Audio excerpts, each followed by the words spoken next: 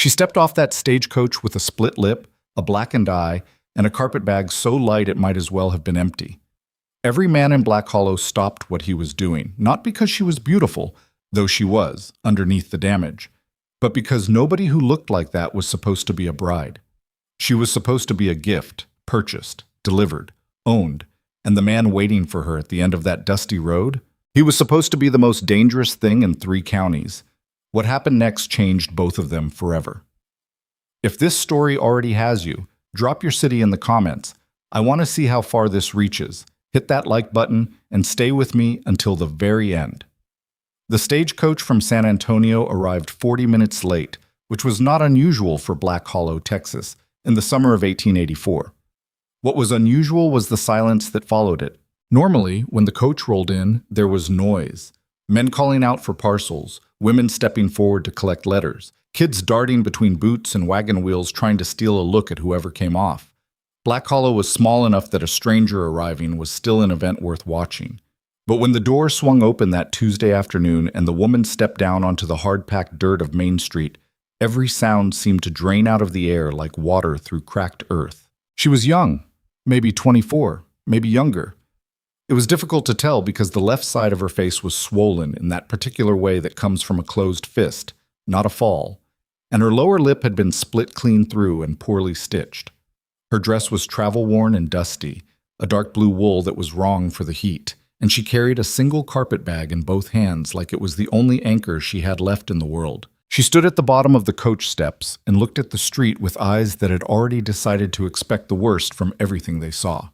Tom Briggs, who ran the general store and made it his personal business to know everyone else's, leaned toward his wife and whispered, "Lord Almighty, what happened to her?" His wife grabbed his arm and told him to hush. The woman's name was Evelyn Mercer. She had come from Richmond, Virginia, by way of a correspondence that had taken 4 months to arrange. A formal agreement between her father, a man named Clarence Mercer who had burned through 2 failed businesses and a small inheritance in 10 years, and a rancher in Black Hollow, Texas, who had placed an advertisement in a regional paper looking for a wife. The ad had been simple, almost brutally so. Rancher, 38, Black Hollow, Texas. Owns land, cattle, home, seeks wife of working age. No nonsense. Honest correspondence only. It was not the kind of advertisement that inspired romantic fantasies, but Clarence Mercer had not been looking for romance. He had been looking to settle a debt. And when Boone Callahan's second letter arrived with a bank draft for $200, Clarence had signed his daughter over like a land deed and gone back to his whiskey. Evelyn had not been asked her opinion on the matter. Boone Callahan was leaning against the post of the land office when the stagecoach came in. He had told himself he would not be early. He had gotten there 20 minutes early anyway, which annoyed him, so he had walked twice around the block and still ended up standing in the same spot before the coach arrived. He was not a man who handled waiting well. He was taller than most, with a build that spoke less of vanity and more of a life spent doing hard physical work since boyhood. His face was weathered and rough in the way faces get when they've spent decades under a merciless Texas sun, and there was a scar that ran from his left jaw down toward his collar, the souvenir of a wire fence that had snapped back on him 11 years ago. He wore it the way men of that country wore most of their damage, without apology and without explanation. People in Black Hollow had complicated opinions about Boone Callahan. They respected him because his ranch was solvent and his word was good. They were wary of him because he had a temper that ran cold rather than hot. He didn't explode, he simply went very still, and somehow that was worse. He'd had 2 serious altercations in town in 10 years, and both times the other man had ended up needing a doctor. Neither time had Boone raised his voice. He was not what most women pictured when they thought of a husband. He knew that. He had, at 38, mostly made his peace with it. The idea of sending for a bride had come to him in a practical moment rather than a lonely one. The ranch had grown. He needed help running the house, and he was tired of eating his own cooking and having no one to keep track of what needed keeping track of. It was not a romantic motivation. He had written the advertisement with the same detachment he used to write supply orders. He had not expected to feel anything particular about the arrangement. Then the stagecoach door opened and the woman stepped out, and Boone's chest did something he hadn't prepared for. He pushed off the post and walked toward her, slowly, the way you approach something that looks like it might bolt. She saw him coming and her whole body changed. Her shoulders came up, her grip tightened on the carpet bag, and her chin dropped slightly. Not in submission, but in the unconscious way of someone bracing for a blow. He stopped 6 feet away. "Miss Mercer," he said. She looked up at him. "Mr. Callahan." Her voice was quieter than he expected. Controlled. The kind of controlled that takes a lot of practice. "You have more bags?" he asked. "No." He looked at the carpet bag. It was not a large bag. "Just that one?" "Yes." He nodded once, like that settled something. He did not reach for the bag. He did not move toward her. He just stood there and let her look at him for a moment. "My wagon's on the north end of the street," he said. "No hurry." She studied him the way a person studies a door they're not sure is locked. Then she gave a small nod and walked alongside him, leaving 2 feet of careful space between them on a street wide enough that nobody would have noticed the gap except him. He noticed it. They drove out of Black Hollow in silence for a long stretch. The land opened up around them almost immediately. The town dropped away like something left behind, and the Texas plains spread out in every direction in that particular way that either thrilled people or frightened them. You were very small out there. The sky was very large. There was nowhere to hide from either one. Evelyn sat rigid on the wagon bench, hands folded in her lap, eyes on the horizon. Boone drove and didn't push for conversation. He had never been good at small talk and had stopped pretending otherwise years ago. It was Evelyn who finally broke the quiet, and she did it with a question that was not small at all. "Are you going to tell me what you expect from me?" Boone glanced at her sideways. "Eventually." "I'd rather know now." He thought about that for a moment. The horses kept walking. Grasshoppers popped up from the dry grass on either side of the trail. "Work," he said. "The house needs managing. Cooking, mending, keeping things organized. I've got a hand named Cutter who sleeps in the bunkhouse and does most of the heavy ranch work, but there's plenty else that doesn't get done. The garden's gone to ruin. Chickens haven't been properly tended in 2 years. Those are the practical things." She was quiet, listening. "What else?" she asked. He kept his eyes on the trail. "Nothing you're not willing to give." The silence that followed that statement was a different quality of silence. She turned her head to look at him, like she was trying to decide if that was a line or if he meant it. "My father said—" "I don't much care what your father said," Boone interrupted, not unkindly. "He made an arrangement. That arrangement got you here. What happens from here is between you and me." Another silence. "I've been told," she said carefully, "that I'm not particularly easy to live with." "Who told you that?" She hesitated. "Men." He shifted the reins slightly. "I've been told something similar about myself. Might be we'll cancel each other out." It was not a joke exactly, but something in her posture changed. Not much, just a millimeter of tension releasing from her shoulders, and he noticed that too. The ranch house was not what Evelyn had been prepared for. She had constructed a mental picture during the long journey west. Something crude and diminished, a few boards nailed together against the wind, functional and nothing more. She had told herself to expect the worst because the worst was where she currently lived inside, and matching her surroundings to her interior felt at least honest. What she found instead was a house that had clearly been built with intention, even if it had been neglected since. It was solid and square, 2 stories, with a deep porch running along the front that caught the evening shade. The woodwork was rough but careful. Someone had planted rose bushes along the south wall years ago, and they had gone wild and sprawling, unpruned and ungoverned, but still alive, still blooming in small, stubborn red clusters. She stood in the yard and looked at it for a long moment. "It's not much on the inside," Boone said from behind her. "I haven't had a reason to keep it tidy." "It has good bones," she said. He considered that. "Yeah, it does." He showed her through the house quickly, matter-of-factly. Kitchen, sitting room, the dining area that had become a storage area by default, the stairs. Then he stopped in the upstairs hallway outside a door and reached into his vest pocket. He held out a key. "This is your room," he said. "That lock works from the inside. The key's yours to keep." Evelyn stared at the key in his outstretched hand.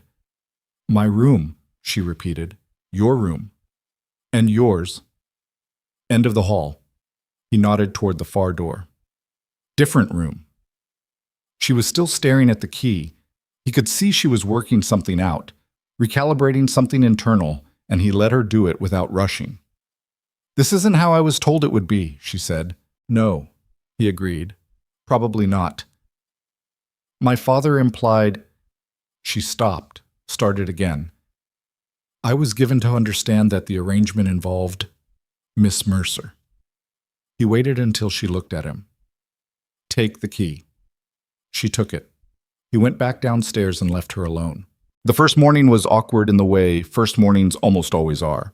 Two strangers trying to move around each other in a kitchen without making it worse than it had to be. Evelyn was up before dawn. Boone discovered this when he came downstairs and found coffee already made, and a woman he barely knew standing at his kitchen window in the gray pre-light, both hands wrapped around a tin cup, watching the dark prairie slowly turn orange. He stopped in the kitchen doorway. She heard him and went still. "Coffee's on the stove," she said without turning. "I hope that's all right. I couldn't sleep." "It's fine." He crossed to the stove and poured himself a cup. He took a sip. It was better than anything he'd made himself in years. They stood in the kitchen in the slow-arriving light and didn't talk. It should have been uncomfortable. Strangely, it wasn't entirely. After a while, Evelyn set her cup down on the windowsill. "I want to be useful," she said. "Whatever that looks like here, I don't want to sit idle." "Garden needs clearing," he said. "I know gardens. Chickens need water twice a day, feeding once. I know chickens too." He looked at her over the rim of his cup. "What don't you know?" She thought about it seriously. "Horses," she said. "I've never learned horses. They're large and I don't trust them." Something in his face moved just slightly, not quite a smile, more like the beginning of the idea of one. "I can teach you horses, if you want." She picked her cup back up. "Maybe eventually. No rush." The bruises took 2 weeks to fully fade. Boone watched them go the way you watch something without wanting to be caught watching. In peripheral glances, in passing moments. The swelling on her cheekbone reduced first. The color went through its spectrum, yellow-green, then dull brown, then finally her actual skin underneath. The split lip closed and left a small pale scar at the left corner of her mouth that would probably stay. He didn't ask. She didn't offer. But on the 14th evening, when they were sitting on opposite ends of the porch after supper in the habit they had somehow fallen into, she spoke first. "The man in Richmond," she said. "The one my father made arrangements with before yours. His name was Victor Blackwood." Boone set down the harness strap he'd been mending. "He wasn't looking for a wife," she said. "He was looking for something he could own. There's a difference. It took me longer than it should have to understand that difference." The prairie made its evening sounds around them. Crickets somewhere, wind moving through the dry grass. "Your father knew?" Boone asked. "My father arranged it." Her voice was absolutely flat when she said it. "He needed money. Victor had money. I was the transaction." "And the—" He stopped. There was no polite way to ask the rest of it. "He hit me the first time 3 days after I arrived at his house," she said, "for speaking at dinner when I hadn't been spoken to. He said it was a lesson. He had a lot of lessons." Boone said nothing. His hands were completely still on the porch railing. "I stayed 8 months," she said, "because I had nowhere to go and no money, and because Victor was very careful to make sure I knew both of those things. He was strategic about it. He didn't want me broken. He wanted me afraid. Those are different things." "How did you get out?" "His housekeeper," she said. "A woman named Margaret. She was 60 years old and she'd been watching men like Victor her whole life. She found your advertisement in a newspaper I wasn't supposed to have, and she folded it up very small and put it in my apron pocket without saying a word." Boone was quiet for a long moment. "Does he know where you are?" "I don't know," she said. "I tried to be careful. I used a different name for part of the journey, but Victor is—" She paused. "He's not a man who accepts losing things he considers his." The silence that followed had weight to it. "You should have told me this before," Boone said. "I know." She looked at the dark field. "I was afraid if I did, you'd send me back." He looked at her then. "I wouldn't have." She glanced at him sideways. Something complicated moved across her face. The particular expression of a person being told something they want desperately to believe and aren't yet sure they can. I believe you, she said. Now, she was a quick study. Boone had expected usefulness. He had not expected competence that bordered on impressive. Within 3 weeks, Evelyn had cleared and replanted the kitchen garden, reorganized the storeroom in a way that made actual sense, repaired a section of coop wire that had been letting the chickens escape since spring, and made it quietly clear to Cutter, his ranch hand, a weathered man of few words named Abel Cutter, that she was not someone to be dismissed. Cutter had tested her exactly once, giving her an instruction like she was a new hand who didn't know what she was doing. She had looked at him steadily and said, "I appreciate that. I'll do it this other way, which will work better." And then she had done it the other way, and it had worked better, and Cutter had not tested her again. He had, in fact, developed a visible respect for her that he expressed in the cowboy way, by occasionally leaving small things done that she hadn't asked him to do. Boone noticed all of it. He noticed the way she moved through the work, thoroughly, without complaint, but also without the anxious urgency of someone trying to prove their right to be there. She was not performing usefulness. She was actually useful, and the difference showed. He noticed other things too, things he hadn't meant to notice. The way she laughed when something surprised her. Quick and unguarded, like the laugh escaped before she could check it. The way she sat with a book in the evenings with her feet tucked under her, like she had forgotten for a moment to maintain the careful posture she usually held herself in. The way she talked to the chickens while she fed them. Not nonsense talk, but actual conversation, giving them updates about the weather and the state of the garden in a tone that suggested she genuinely considered them to have opinions on the subject.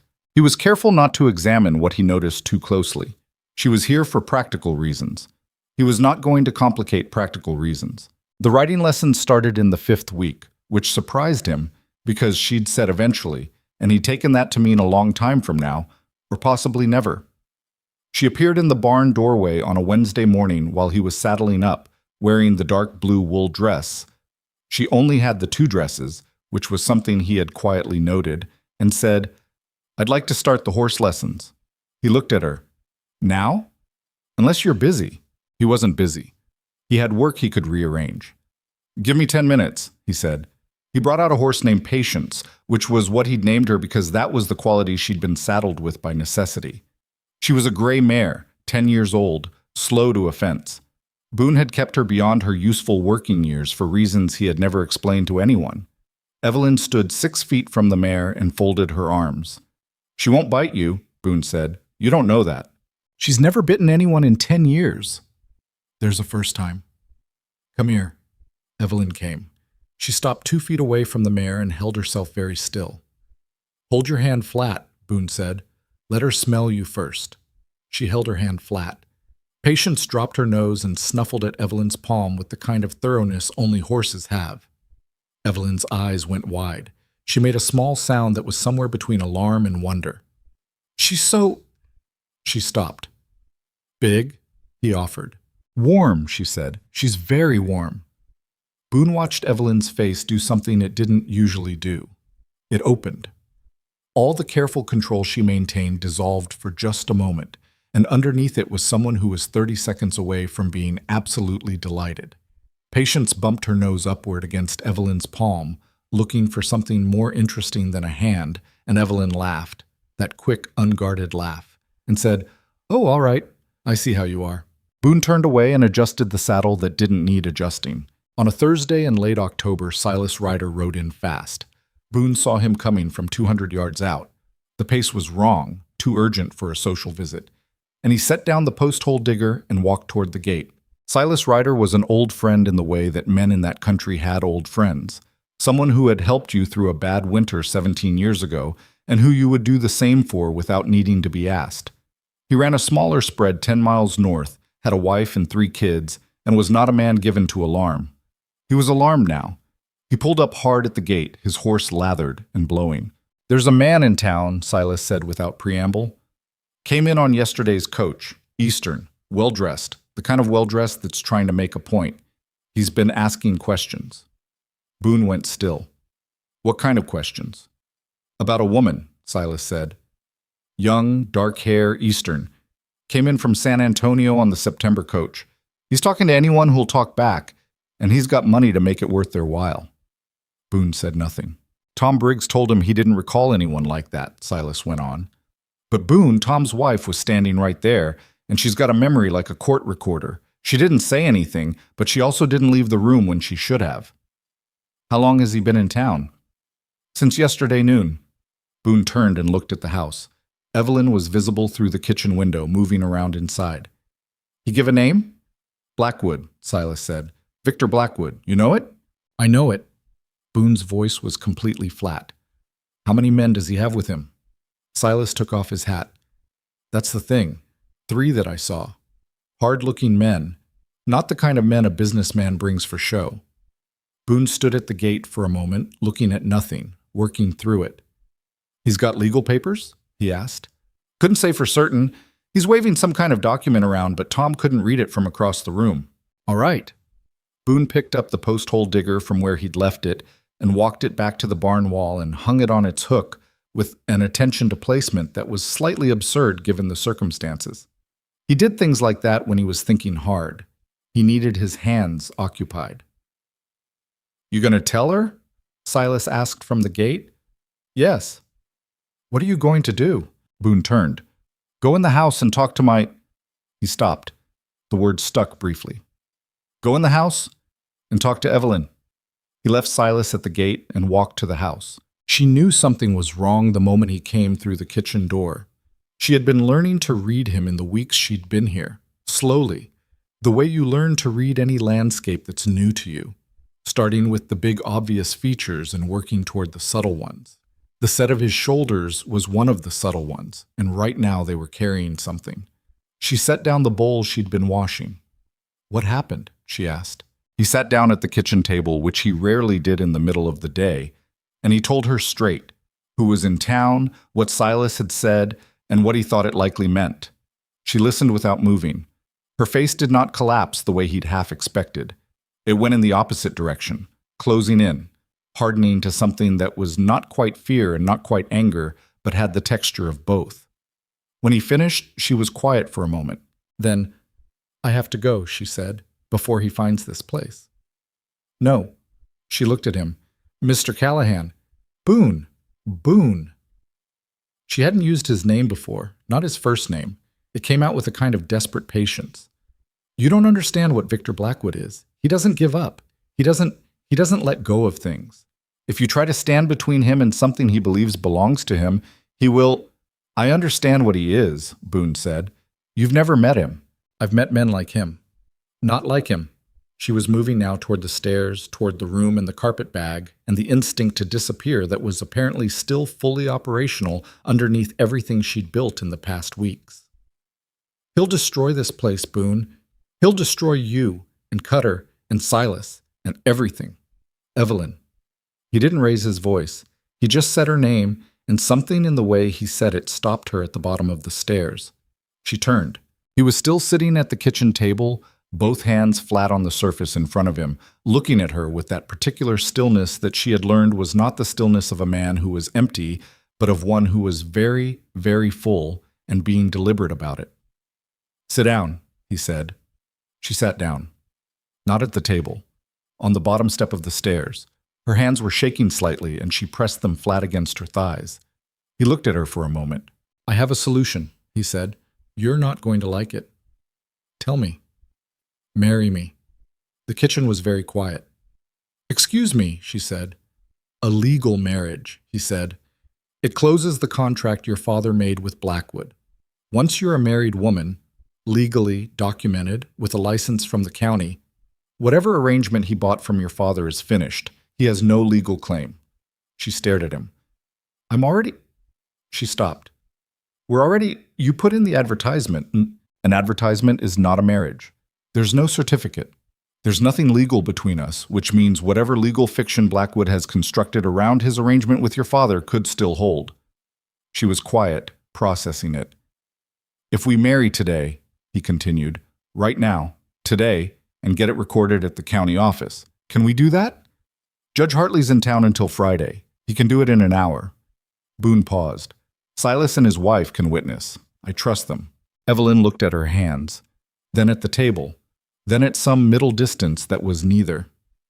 You would do that, she said slowly, Bind yourself legally to someone you've known 6 weeks to protect her from a man who isn't your problem. You're in my house, Boone said. That makes you... He stopped, reconsidered, tried again. You're under my roof. That makes what happens to you my business. That's how it is. That's not actually a good reason to get married. No, he agreed. It's not a good reason at all, but it's the right thing to do. And I generally do what's right when I can see clearly what it is. She looked at him. He looked back. I need you to understand, she said quietly, that I don't have anything to offer you. I have nothing. No money, no connections, no family that would claim me. No, I didn't ask for any of that. You're not listening. Evelyn. He leaned forward slightly. I have a ranch. I have cattle. I have enough money to last me a good long while and then some. I don't need anything you think you owe me. I need to know if you'll say yes so we can go to town before nightfall and make this legal before Blackwood figures out which road leads here. A long silence. Yes, she said. They were married beneath the cottonwood tree at the north edge of the yard at 4:30 in the afternoon because Judge Hartley had said he'd rather do it somewhere with shade than in the stuffy back room of the land office, and nobody had argued with him. It was not a ceremony anyone would later describe as romantic. Silas stood beside Boone with his hat in his hands, sweating in his good shirt. Silas's wife, Clara, stood beside Evelyn and held her hand with the quiet authority of a woman who understood exactly what was happening and had decided to make it as dignified as possible. Cutter stood at the edge of the yard with his arms crossed, not because he'd been invited, but because he'd seen the wagon leave and come back with a judge in it. And at a certain point, curiosity becomes unavoidable. Judge Hartley read those words quickly and practically. Boone said his part. Evelyn said hers, her voice clear and steady. When Hartley said they were married, Clara squeezed Evelyn's hand. Boone looked at Evelyn and Evelyn looked at Boone, and there was an honesty in that exchange that had nothing to do with ceremony, just two people acknowledging plainly that they had done a strange and consequential thing and would have to live with it. Well, Cutter said from the edge of the yard, because someone had to say something. Boone shook the judge's hand. Evelyn thanked Clara. Silas looked relieved in the way of a man who had held his breath for the last 2 hours and was glad to exhale. The sun was already dropping toward the western plain when they got the paperwork squared away and Hartley headed back to town. Clara put her hand on Evelyn's arm before she and Silas left. Whatever comes tomorrow, she said quietly, you've got people here. Evelyn looked at her, and for just a moment, the hardness she'd been holding all day cracked slightly at the edges. Thank you, she said. It came out smaller than she intended. That night, Boone sat alone on the porch for a long time after the house went dark. The prairie spread out in front of him under a sky absolutely crowded with stars. On clear nights out here, the stars had a weight to them, like they were pressing down, and you felt at once very small and very connected to something enormous. He thought about Evelyn's face when she'd said yes. He thought about what tomorrow might bring, and the day after that. He was not afraid of Victor Blackwood exactly. He had known men who used money and position as weapons, and he had found, over the years, that such men had specific weaknesses that more straightforward men didn't. They relied on other people to do the actual hard things, which meant that when you stripped away the other people, they were often not much at all. But he was not dismissing the threat either. Silas had said 3 men, and men hired for that purpose were not decoration. He heard the door open behind him. Evelyn appeared, her dark hair loose around her shoulders, a shawl pulled over her nightgown. She looked at him, and he looked at her, and neither of them addressed the obvious strangeness of a newly married couple standing together in the dark on their wedding night discussing nothing. She sat in the other porch chair. After a moment she said, "Do you think he'll come here?" "Probably," Boone said. "Are you afraid?" He considered being less honest about it. "A little," he said. "Not of him, of what he might try." She pulled the shawl tighter. "He's very good at finding people's soft places," she said, "and pressing on them, I expect. Mine was always the people She stopped. Caring about people was dangerous around Victor. If he knew you cared about someone, he could use it. Boone was quiet. "I don't want him to—" She stopped again. "I don't want what's happened here to be used against you. What's between us? Whatever it is." He looked at her across the dark porch. In the starlight, she looked different than she did in daylight. The careful, vigilant quality softened. She looked tired and young and real. "What's between us," he said, "is this." He gestured at the ranch, the house, the night surrounding them. "And it's not nothing. And I'm not ashamed of it, and I'm not going to pretend it doesn't exist." She was quiet for a moment. "You're a very unusual man," she said finally. "So I've been told." Something settled between them. Not love. Not yet. It was too soon for love, or at least too soon to call it that out loud. But something with the same weight. Something that had been building quietly for 6 weeks in shared mornings and porch evenings and flower-covered kitchens and a gray mare named Patience. She looked out at the dark prairie. He looked out at it too. When she finally went back inside, he sat for another hour in the cooling air, listening to the sound of the land, thinking about what tomorrow would bring. The cottonwood at the north edge of the yard moved in the wind, its leaves shaking. 100 yards beyond it, the plain stretched unbroken to the horizon. Somewhere out there, a man named Victor Blackwood was sleeping in a Black Hollow hotel bed, making plans. Boone sat on his porch and made his own. Victor Blackwood did not arrive the next morning. He arrived 3 days later, and the waiting was its own particular kind of torture. Those 3 days moved strangely. The ranch continued its rhythms, animals fed, fences checked, meals made, but underneath all of it ran a current of tension that never quite switched off. Boone found himself watching the road more than usual. Cutter, who had the instincts of a man who'd spent years reading landscapes for danger, started sleeping lighter and said nothing about it because saying nothing was how Cutter handled most things. Evelyn, for her part, did not fall apart. Boone had half expected it, not because he thought her weak, 6 weeks had disabused him of any such notion, but because fear worked on people in different ways, and the waiting was the worst kind. It gave the mind too much room to construct its worst-case scenarios in careful detail. But she moved through those 3 days with a deliberateness that he recognized as a kind of discipline. She kept her hands busy. She finished replanting the south end of the garden. She started teaching herself to handle Patience without supervision, going to the barn in the early mornings before Boone was properly awake, and standing with the mare for long, quiet stretches, talking to her in the low voice she used when she thought nobody was listening. On the second night, Boone came downstairs for water and heard her in the sitting room. She had found his old field maps, topographical surveys of the surrounding land, rough things drawn up by a county surveyor years ago, and she had them spread across the floor in the lamplight, kneeling over them, studying the roads and the terrain with an intensity that stopped him in the doorway. She heard him and looked up. "I want to understand the land," she said. Not defensive, just explaining. He crouched down beside her and looked at the maps. "What are you looking for?" "Routes," she said. "Ways in, ways out." She pointed to the main road. "This is the one Silas came from?" "Yes." "And this?" She traced a faint line south of the ranch. "This is what? A creek road?" "Dry creek bed, passable in summer, not in spring." Could men come that way without being seen from the house? He looked at her. She was not asking out of panic. She was asking the way someone who had survived something bad asks, practically, with the aim of not letting the same thing happen twice. "Not easily," he said. "Not in the dark. Too many rocks." She nodded, filed it, moved her attention to the North Pasture Road. They spent an hour on the floor over those maps, him telling her what the lines meant, and she asking the kind of questions that made him understand she was genuinely mapping the place in her mind, building the knowledge of it that she hadn't had time to acquire through ordinary living. It wasn't until he stood up to go back to bed that he realized his shoulder had been 3 inches from hers for most of that hour, and neither of them had moved away. He didn't sleep much after that. On the morning of the 3rd day, Cutter appeared at the kitchen door while they were eating breakfast and said, in his economical way, "Riders on the South Road." Boone was on his feet before the words finished. "How many?" "4." Cutter paused. "One of them's dressed like money." Boone looked at Evelyn across the table. Her face had gone the color of limestone. Her hands were flat on the table, and she was pressing them down hard, the way you press something to stop it from shaking. But her jaw was set, and her eyes were clear, and whatever had seized hold of her in the chest, she was not letting it own her face. "All right," Boone said.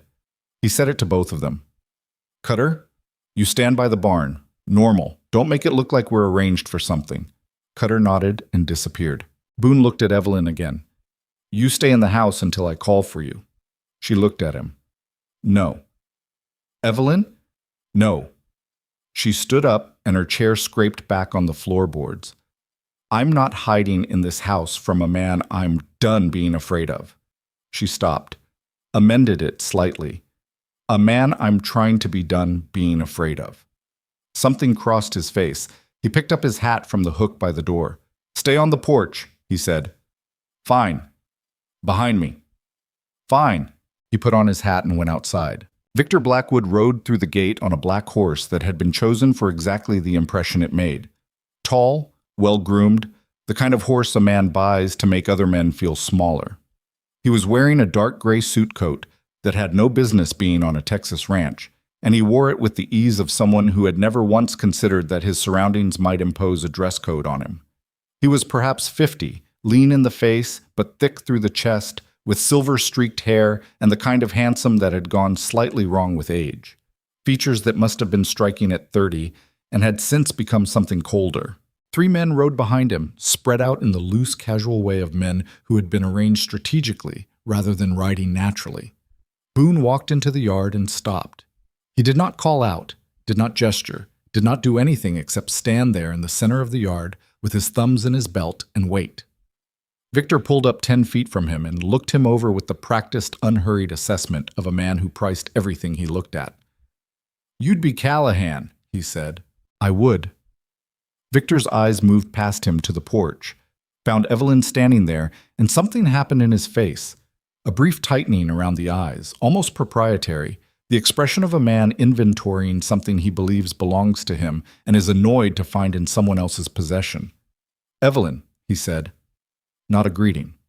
More like a notation. From the porch, Evelyn said nothing. Boone could feel her presence behind him without looking, and he could feel specifically the effort it was costing her to stay standing and silent rather than retreating. Victor returned his attention to Boone.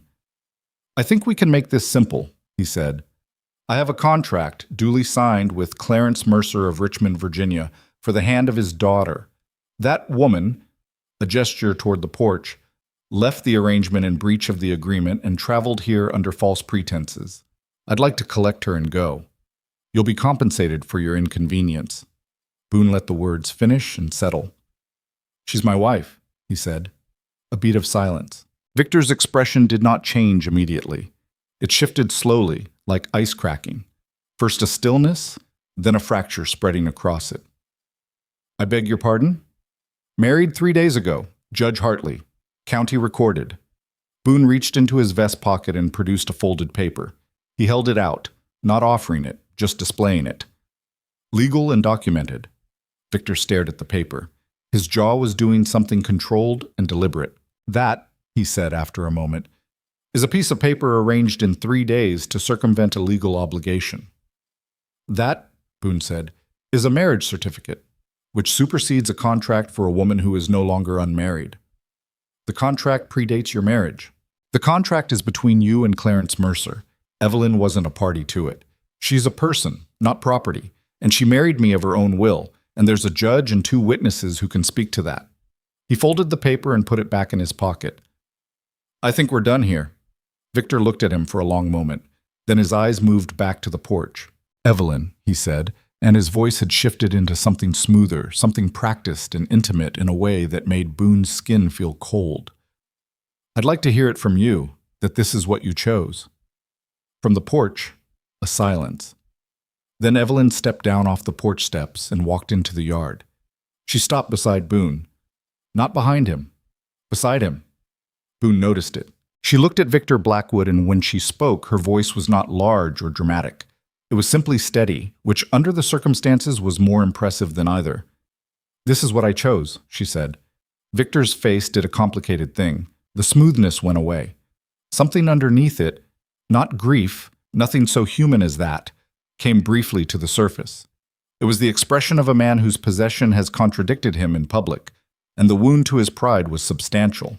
You understand, he said, still addressing her with that horrible intimacy, that your father has disowned you over this, that you have nothing and no one in Richmond who would claim you, that you are entirely dependent on the goodwill of a man you've known. I'm aware of my situation, she said. I'm comfortable with it. You say that now. You don't know this man. You don't know what he... I know him better than I ever knew you, she said. And I knew you for 8 months. The yard went very quiet. Victor's eyes moved to Boone's face, reassessing something. Then to the barn, where Cutter was visible in the doorway, apparently doing nothing in particular but positioned with a certain intentionality. Then back to Boone. I have men with me, Victor said. I noticed, Boone said. This doesn't have to become something unpleasant. No, Boone agreed.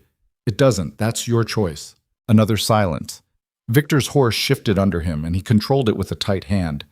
You're making a mistake, Victor said, though it was no longer entirely clear who he was saying it to. Might be, Boone said, but it's mine to make. Victor held the moment for 3 seconds longer than was comfortable. Then he turned his horse in a tight, precise circle and rode back through the gate without looking at either of them again. His 3 men followed, and the last of them, a heavy man with a beard and flat eyes, let his gaze linger on Boone for a moment before he turned. It was the kind of look that was meant to be noted. Boone noted it. The sound of the horses faded south. Beside him, Evelyn exhaled. It was not a dramatic exhale. It was the kind that carries 6 months of compressed fear inside it, coming out slowly, like steam from something that's been too long under pressure. She put her hand on the fence post beside her and held it, not dramatically, just steadying herself. He's not done, she said. No, Boone agreed. He's not. That was too easy. That was him deciding we aren't worth his direct hands. It means he'll come at it sideways. She turned to look at him. What does that mean, sideways? Means he'll find another pressure point. Boone looked at the empty gate. He'll look for something that matters to us, and he'll use it. She was quiet, thinking. What matters to you? She asked. Not presumptuous, genuinely asking, in the practical, tactical way they'd looked at the maps together. He looked at her for a moment. The ranch, he said. The cattle. Silas and his family. A pause. You. She looked at the ground, then back up at the gate. Then we need to be careful, she said. Yes. They stood together in the yard for a moment more, and then Cutter came out of the barn and said, Coffee? In the tone of a man who has handled his feelings about a tense morning by putting a pot on the stove, and Evelyn said yes, and they all went inside. It was not a triumphant moment. It was a relieved one, and those are different things, and the difference mattered. The days that followed were quieter than they should have been, which Boone had learned to treat as its own kind of warning. Victor Blackwood did not reappear. No riders came down the south road. No strange men were seen asking questions in town, or at least no fresh ones. The surface of life at the ranch resumed its ordinary texture, and if you squinted, you could almost convince yourself the problem had passed. Boone did not squint. He wrote to a lawyer in San Antonio, a man named Hargrove, who had helped him with a land dispute years ago, and who had proven both competent and discreet. He detailed the situation and asked for Hargrove's assessment of Blackwood's legal position. He also asked, more quietly, for any information available on record about Victor Blackwood's history in Virginia, specifically any legal proceedings, however closed or sealed. He told Evelyn he'd written the letter. She was sitting at the kitchen table with flour on her hands, and she looked at him with an expression he was coming to recognize as her version of gratitude, which was not effusive but showed itself in a particular directness of eye contact and a slight softening around the mouth. Thank you, she said. Don't thank me yet. We don't know what he'll send back. Still, she went back to the dough. Thank you. He stood in the kitchen doorway for a moment longer than he needed to, watching her work, then went back outside. The thing between them was changing, and they were both aware of it, and neither of them was talking about it, which was perhaps its own kind of acknowledgement. It had been 6 weeks when she arrived. Now it was closer to 3 months, and the shape of her presence in the ranch had become load-bearing. Not just in the practical sense, though she had become genuinely indispensable in that sense too. The house was different, better, warmer, and more organized, and smelling of things that hadn't come out of his rudimentary cooking. The garden was producing. The chickens were thriving in an almost obnoxious way. Cutter had been overheard by Boone telling Patience, while brushing her down, that the missus had good sense, which from Cutter was roughly equivalent to a standing ovation. But it wasn't the practical things. It was smaller than that. It was the way the ranch felt occupied now in a way it hadn't before. And Boone hadn't understood until the contrast arrived that there was a difference between a house that was lived in by one person in survival mode and a house that was lived in by people who were, tentatively, carefully, building something. He didn't know what to do with that understanding. He put it in the same mental category as the observations about her laugh and the thing that had happened looking at the maps on the floor, and he kept it there and didn't examine it directly. He was, in general, not good at examining things directly. Evelyn, to his perpetual bewilderment, seemed to know this. On a Saturday evening in early November, she came out to where he was working on the wagon wheel in the failing light and said, without preamble, "You're allowed to say when things are difficult." He looked up from the wheel. "What?" "The last 2 weeks. Victor. All of it." She leaned on the barn wall with her arms crossed. "You've been carrying it by yourself, and you don't have to." He turned the wrench in his hand, not using it. "I'm handling it." "I know you are. I'm not saying you're not." She looked at him steadily. "I'm saying handling things alone is what I did for 8 months in Richmond, and it nearly finished me." He was quiet. "I'm not trying to—" she started. "No," he said. "I know." He set the wrench down. He rubbed the back of his neck, which was the most direct tell he had that he was working through something uncomfortable. "Victor scares me," he said. Not easily. "Not the way you mean. Not physically. He scares me because he's smart and patient and he doesn't act from anger. Angry men make mistakes. Patient men are harder." She listened. "And I made promises to you," he continued, still looking at the wheel. "About safety. About nobody on this land being forced into anything. And if I can't keep those promises—" "You've kept them," she said. "So far." "So far is real." She pushed off the wall. "So far is 3 months of real." She paused at the barn door. "Supper's almost ready."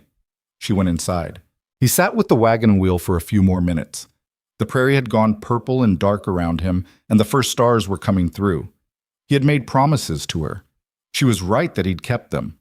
The question he couldn't answer yet was how far he could keep them against a man like Victor Blackwood, who had money and connections, and the specific patience of someone who believed he would eventually get what he wanted because he always had. What Boone hadn't told her, because he hadn't wanted to introduce a fear he didn't yet have evidence for, was what one of Hargrove's earlier letters had mentioned in passing, that Victor Blackwood had been married twice before Evelyn had entered the picture, that both of his previous wives were dead, that the circumstances had been, in both cases, described as accidents, that no charges had ever been filed. Hargrove had framed it as background information. Boone had read it 4 times and then put it in the back of the top desk drawer and locked the drawer. He needed more before he said anything. Telling Evelyn something like that without substantiation wasn't protecting her. It was just frightening her with a shadow he couldn't yet make solid. He picked up the wrench and went back to the wheel. The following week, 2 things happened. The first was that one of Boone's cattle buyers, a man named Fossey from out of San Marcos, who made the circuit of the county ranches every quarter, arrived for his regular visit and mentioned, in the casual way that men in that trade mentioned everything as though it were equally inconsequential, that he'd heard Boone's spread was in some kind of financial trouble. Boone looked at him. "Who told you that?" Foss shrugged the shrug of someone who couldn't quite recall. "Around," he said. "Just heard it around. Heard there was some question about the land title, some outstanding debt." He paused. "I'm sure it's nothing." "It's nothing because there's no debt and the title is clean," Boone said. "Has been for 11 years. Sure. Fossey left the topic quickly. But the damage was the introduction of it. The second thing happened in town. Evelyn had ridden in with Boone on Wednesday to pick up a flour order and a letter they were expecting from Hargrove. While Boone was at the mill, she had gone to Tom Briggs's general store, and she had overheard, from behind a shelf of dry goods where apparently she had not been noticed, 2 women talking about Boone Callahan's new wife. She told him about it that evening on the porch, with a flatness in her voice that he recognized as deliberate.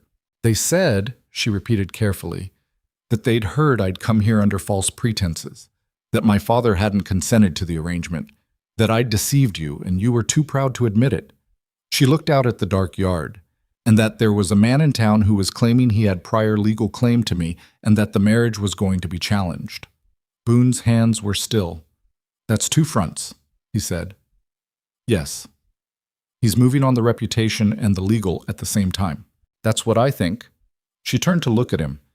He did this before, in Richmond, before he started, before things became physical. He would find ways to make people around me unsure of me, to make me seem unreliable. It isolates you. If the people around you don't fully trust you, you have nowhere to go. The pattern was becoming visible, and Boone did not like its shape. He's building a picture, Boone said slowly. Debt rumors hurt the ranch's credibility. The story about you hurts your credibility. Discredit both of us enough, and anything he does next looks less outrageous. She nodded once. He's preparing. For what? She was quiet for a long moment. Last time, she said, when he wanted to make sure I stayed, he made friends with the local magistrate, brought him to dinner, made donations to things the magistrate cared about. Within 6 months, if I had gone to that man for help, he would have sent me home. Boone let that settle. He's got 3 months at most before that kind of thing works, Boone said. Maybe less. He doesn't know this county like I do. No, but he's smart enough to move fast. Then so will we. She looked at him. Silas, Boone said. Judge Hartley. Tom Briggs, even. Tom might gossip, but he's honest, and he's been in this town 30 years. There are people here who know me, and who know what my land and my word are worth. If Blackwood's building a picture, I need to get ahead of it. He paused. But I can't do that without you. The story about you is part of it. People need to hear your side of things before his version fills the space. She was very still. You want me to talk to people, she said. Not opposed to it, exactly. Just reading the size of the ask. I want us to, he said. Together. The way things actually are. She looked at her hands in her lap. I've never, she started, then reconsidered. I spent 8 months learning not to talk about any of it. Even Margaret, who helped me, I didn't tell her the full extent of it. I was ashamed, I think. Not of what he did, but of the fact that it had happened to me. That I hadn't, she stopped. That you hadn't what? Found a way out sooner. Her jaw was tight. That I had stayed. Boone looked at her for a long moment. You got out, he said. That's what matters. I know that's what I'm supposed to think. It's what I think, and I'm not known for saying things I don't mean. She made a sound that was almost a short laugh. Not quite. The beginning of one. No, she said. You're really not. They sat in the cooling night for a while. Clara Ryder, Evelyn said eventually. She was kind to me at the wedding. I could start with her. That's a good start. And then Hartley, maybe. If he understands what's happening legally, he might be less susceptible to whatever Victor tries with him. I'll go with you. She glanced at him sideways. You trust me to handle it. I know you can handle it. I'm going because it matters, and you shouldn't have to do it alone. She turned to look at him fully then, and the starlight was doing the thing it did at night, softening the careful lines of her face, and she looked at him with an expression that wasn't gratitude exactly, wasn't something as simple as that. It was something more like recognition, like a person finding a word they'd been looking for. She didn't say anything. She didn't need to. The following morning, they drove to the Ryder Ranch together. Clara met them at the door with coffee and an expression that said she had been half expecting this visit. She had the particular competence of a woman who had run a frontier household for 20 years and had sorted people into categories quickly and rarely got it wrong. She had categorized Evelyn on the day of the wedding and had clearly decided she was in the column worth defending. They sat in Clara's kitchen and Evelyn talked. Not everything, not in order. She circled some things and went directly at others, and it was evident she was deciding in real time what mattered and what was hers to keep, and Clara let her do it without pushing. Boone sat at the far end of the table and drank his coffee and didn't say anything, because this wasn't his to carry for her. When Evelyn finished, Clara was quiet for a moment. Then she said, His first wife died 3 years ago. Evelyn looked up. There was a woman I went to school with who married a man from Virginia, Clara said. We still exchange letters. She mentioned a businessman named Blackwood back then. Said there was talk in Richmond about the circumstances. Said people were careful around him. She paused. said the same kind of talk followed the second wife's passing, 2 years later. The kitchen was very still. Evelyn said, "I didn't know about the second one. A lot of people apparently didn't." Clara put her hands around her own cup. "My friend said it was managed quietly. The right people were made comfortable about it." Boone looked at the table. He thought about the locked drawer, about Hargrove's letter and the phrase circumstances described as accidents. He looked at Evelyn. She was looking back at him, and on her face was an expression that was not surprise. It was the expression of a person who had suspected something dark for a long time without evidence, and was now watching the evidence assemble itself in front of her. It was a complicated expression, the face of someone who is horrified to be right. "He was patient with them too," she said quietly. "At the beginning, he was very—" She stopped. "He was very charming at the beginning." Clara reached across the table and covered Evelyn's hand with hers. Boone stood up, because he needed to not be sitting down, and he walked to the kitchen window and looked out at the Riders' north pasture for a long moment, hands flat on the windowsill. He had written to Hargrove about legal matters. He needed to write a second letter. A different kind of question this time, because this was no longer just a dispute about a contract or a marriage certificate. This was something else. He turned back from the window. "Clara," he said, "would your friend in Richmond be willing to put anything in writing?" Clara looked at him steadily. "I expect I can ask. I'd appreciate it." He came back to the table and picked up his hat. "Evelyn, I need to make a stop at the land office before we head back." She stood up, reading his face. "All right." They thanked Clara and went out to the wagon. The morning had turned bright and clear in the way of Texas November days, cold in the shade and warm in the sun, the sky a blue that went all the way down. Evelyn climbed up onto the wagon bench and sat beside him. "You knew something," she said as he took up the reins. Before Clara said it, he was quiet for a moment. "I had a letter," he said, "from Hargrove, in general terms. I wasn't certain it was more than rumor." She absorbed that.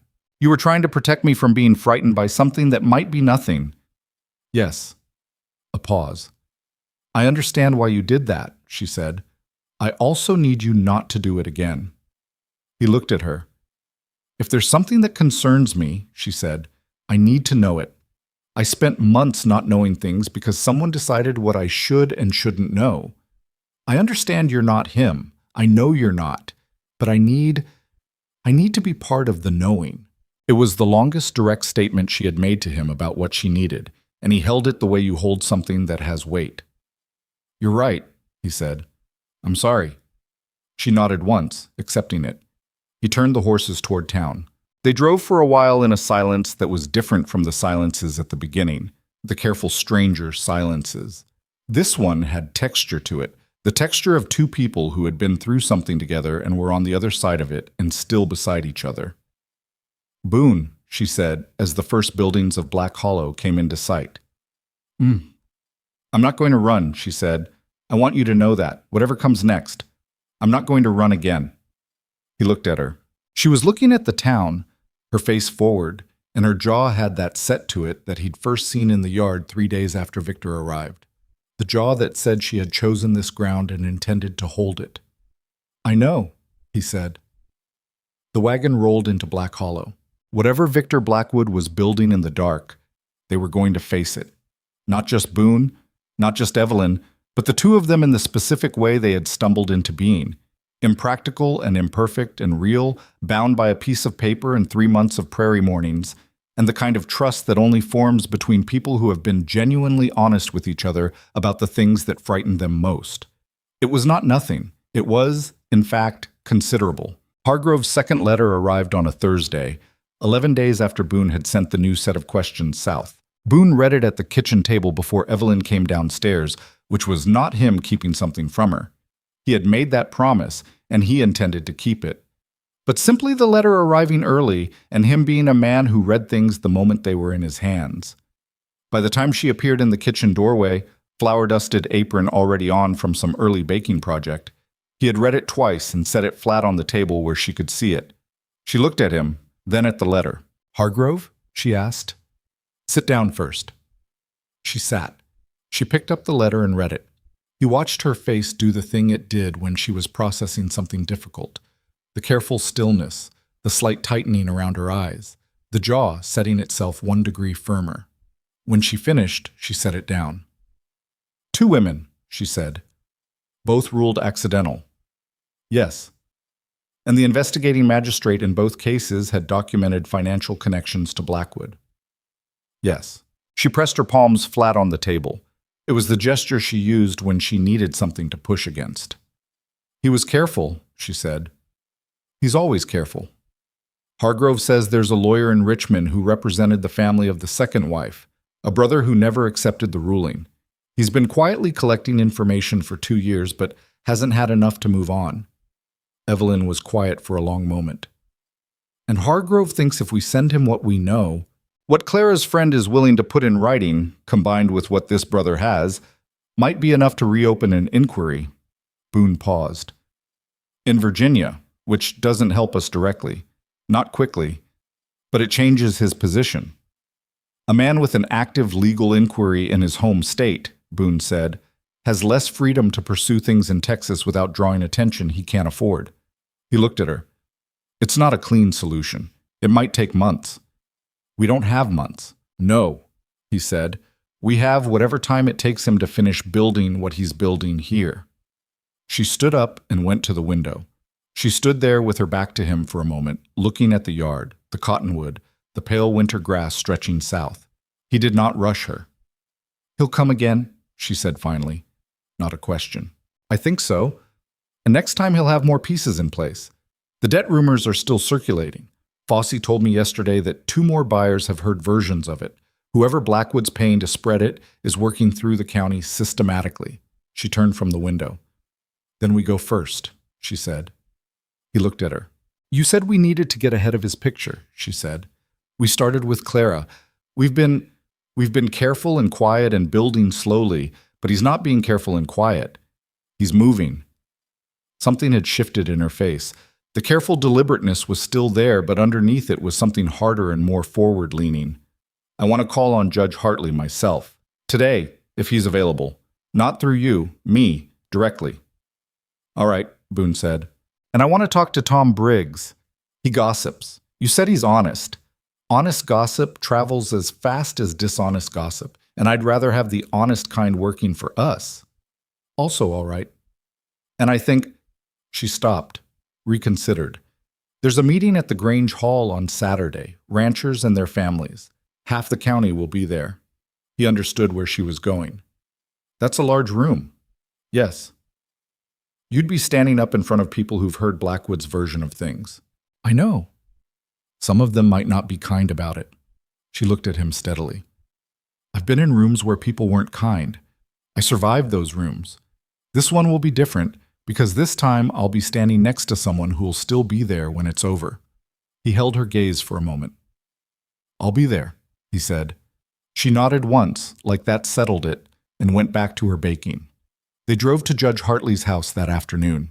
Hartley was a small, precise man who had come to Texas from Ohio 20 years ago and had never quite stopped being surprised by it. He had married a local woman, built a practice, and become the kind of fixture in Black Hollow that people stopped noticing the way they stopped noticing the water tower. Always there, load-bearing, easy to overlook until you needed it. He received them in his sitting room with the careful neutrality of a man who had heard several things recently and was reserving judgment. Evelyn talked for 40 minutes. She was not melodramatic about it. She laid it out in the ordered, factual way she might lay out a legal account, because she had clearly been thinking about how to do this for days and had decided that facts would carry more weight than emotion. She told him about Richmond, about her father's arrangement, about the 8 months in Blackwood's house and what they had been. She told him about Margaret and the folded newspaper and the journey west. She told him about the correspondence, the arrival, the marriage. She told him about Hargrove's letters, about Clara's contact in Richmond, about the dead wives and the financial connections to the magistrates who had closed the investigations. She told him about the debt rumors moving through the county cattle buyers and the story circulating about her reliability, and she told him, without dramatics, that she believed Victor Blackwood intended to keep applying pressure until he either broke the marriage legally or manufactured circumstances that left Boone without the community standing to fight him. Hartley listened to all of it without interrupting. When she finished, there was a silence in the sitting room. Hartley looked at his hands, which were folded in his lap, and then he looked at Boone, and then he looked back at Evelyn. "Mrs. Callahan," he said, and it was the first time anyone had used that name, and it landed in the room with a weight that surprised her. "I want you to understand that I performed your marriage ceremony in full knowledge that it was a legal protection. I was not deceived about its practical origin." He paused. "I was also not deceived about what I observed of you and your husband in that 30 minutes under the cottonwood tree." Evelyn waited. "What I observed," Hartley said carefully, "were two honest people in an unusual situation, behaving with more integrity than the situation strictly required." He unfolded his hands. "I do not know Victor Blackwood, but I know a pattern of behavior when it's described to me clearly, and what you've described has a pattern I've seen before in different forms." He looked at her directly. "I will not be made comfortable by this man. I want you to know that plainly." Something released in Evelyn's face. "Thank you," she said. It came out with more weight than she intended, and she cleared her throat and looked briefly at the window. Boone, from the corner of the room, said nothing. He was watching Evelyn the way he had watched her in the barn with patience on that first morning, the moment just before the delight broke through. On the wagon ride home, she was quiet for the first stretch of road, and then she said, "That was less terrible than I expected." "Most things are." "Easy for you to say. You're not the one who had to tell a county judge about—" She stopped. "About all of it." "You didn't have to tell him all of it. You chose to." She was quiet, thinking about that. "I'm tired of being careful about it," she said, "of managing how much people know so they don't think less of me for what someone else did." She looked out at the passing planes. "Margaret told me once, when I was still in that house, still trying to figure out how to be invisible enough that Victor didn't have a reason to. She said that shame was the cage inside the cage, that the walls kept you in the house, but the shame was what kept you from screaming." Boone kept the horses moving. "She was right," Evelyn said. "I spent 8 months being ashamed of things that were not my fault, and it made me smaller and quieter and easier to manage." She turned and looked at him. "I'm not doing that anymore." He looked at her. "Good," he said.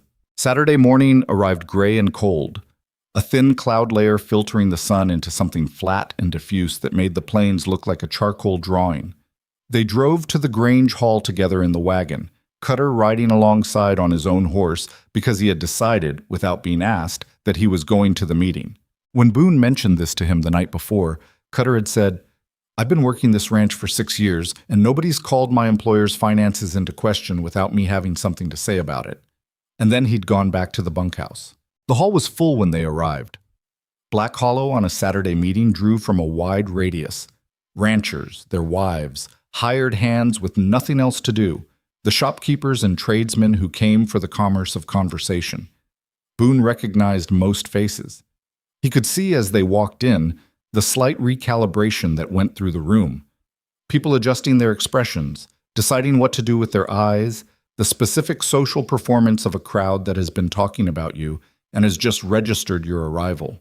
He felt Evelyn's arm tighten slightly through his. She did not slow her pace. They found seats near the middle of the room. The meeting went through its ordinary business. Water rights, winter grazing, a dispute about a fence line on the eastern edge of the county. Boone participated where he had opinions, which he always did, speaking with the plain authority of a man who had been attending these meetings for 15 years and had generally been right often enough that people listened. Nobody mentioned Blackwood. Nobody mentioned debts or questionable marriages. The rumors were clearly present in the room. You could feel them the way you feel humidity before rain, but they had not yet surfaced into the kind of direct thing that could be addressed. It was Evelyn who made them surface. During a pause in the proceedings, when the moderator was shuffling papers and the room was in a low murmur, she stood up. The room went quiet fast. She was not a large woman, and she did not have Boone's established authority in this room, and she knew both those things. She stood anyway. "I know some of you have heard things about me in the past few weeks," she said. Her voice carried clearly. It was not a large voice, but it was precise, and the room was quiet enough. "I'd like to speak to those things directly if I may." The moderator looked at Boone. Boone looked at the moderator and gave a single nod. The moderator gestured for her to go ahead. She spoke for perhaps 10 minutes. She did not tell the whole story she had told Hartley. She selected what the room needed, which was different from what a judge needed. She told them who she was and where she had come from and the outline of why.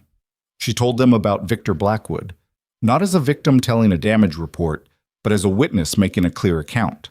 She told them about the debt rumors, named them plainly as a fabrication, and offered to open Boone's financial records to any 3 ranchers in the room who wanted to examine them. Then she sat down. The silence lasted about 4 seconds.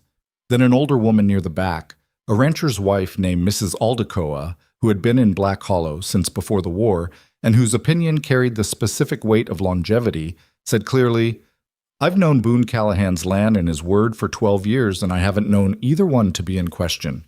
Someone else said, "Fosse's been spreading that debt story. Fosse takes money from whoever's paying." The room shifted, not unanimously. There were faces that stayed careful and neutral, people who would wait to see which direction things settled before committing. But the weight of the room moved, visibly and audibly, and the rumors that had been circulating in the dark lost something in the plain Saturday morning light of being spoken out loud and examined. Afterward, outside the hall in the cold air, Clara Ryder appeared beside Evelyn and said, "My friend in Richmond sent her letter. I have it at home. I'll get it to you this week." Evelyn said, "Thank you, Clara." Clara looked at her with that clear-eyed assessment she had. "You did well in there." "I was terrified," Evelyn said. "Yes," Clara said. "That was obvious. You did well anyway." It was 2 days after the Grange meeting that Victor Blackwood came back to the ranch. This time he came alone. No riders, no horses arranged for impression, just him on the black horse, riding through the gate at midday like a man paying an ordinary call. Boone was at the fence line on the east pasture when Cutter appeared to tell him, and by the time he got back to the yard, Blackwood was already standing at the porch, and Evelyn was already on the steps. Boone came through the yard gate and stopped. Blackwood did not look like he had the last time. The authority was still there, the expensive clothes, the practiced bearing, but something in the architecture of his confidence had developed a crack. It was subtle. You had to know what you were looking at. But Boone had spent weeks learning to read this man from a distance, and he could see it. "I came to speak to her alone," Victor said, looking at Boone. "That's not going to happen," Boone said. Victor's jaw moved. He looked back at Evelyn. "I want to make you an offer," he said, "without an audience." Evelyn looked at him from the porch steps with an expression that Boone had not seen on her face before. Not fear, not the hardened preparedness she'd been carrying for weeks. Something simpler and more final than either. "There's nothing you can offer me," she said. "You don't know what I'm—" "There is nothing," she said again, with the kind of patience that is actually the opposite of patience, "that you can offer me. Say what you came to say or leave." Victor was quiet for a moment. A vein in his temple was visible. He had not, it was evident, been spoken to this way very often by anyone, and by a woman he believed he owned, not once. "I know about the letter to Hargrove," he said. His voice had dropped. It was the quiet voice, the one Evelyn had described to Boone as the dangerous one. "I know you're asking questions in Richmond about things that are closed, that are settled." He paused. "I'm offering you a chance to walk away from that quietly, to live your life here without—" "Without what?" Boone said. Victor looked at him. "Without consequences," Victor said. "Businesses have difficulties. Land titles have challenges. A man who makes enemies of the wrong people finds the county less hospitable than it once was." The yard was very still. Boone walked to the porch and stood at the bottom step, beside Evelyn. "Here's what I want you to understand," he said. He was not loud. He was the temperature of the flat gray sky overhead. "The letter to Hargrove is already sent. The letters to the lawyer in Richmond representing the Weston family are already sent. The account that Clara Ryder's correspondent is putting in writing is already written. Judge Hartley knows everything. Half this county heard my wife speak her account 2 days ago." He paused.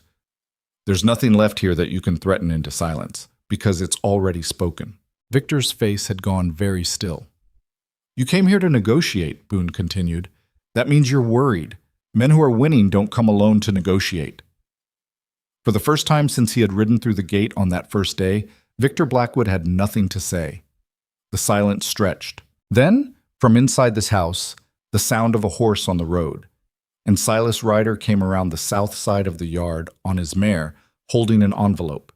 He pulled up at the fence, and looked at the scene in the yard and then looked at Boone. "Telegram from San Antonio," Silas said. "Hargrove sent it to my place. Said to get it to you fast." Boone walked to the fence and took the envelope.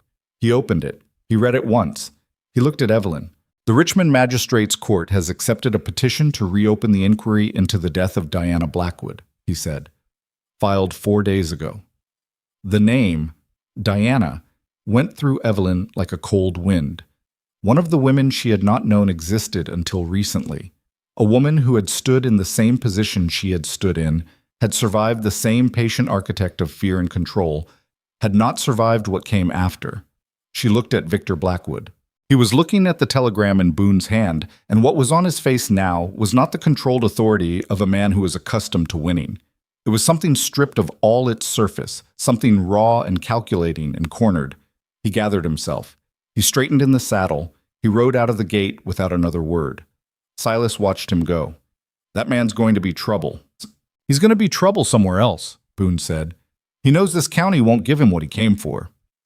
He folded the telegram and put it in his pocket. "He'll cut his losses." "You sure about that?" Boone looked at the gate for a moment. "No," he said honestly, "but I'm sure about this land and the people on it." Evelyn came down off the porch steps and stood in the yard. She watched the dust from Victor's horse settle on the south road until there was nothing left to see.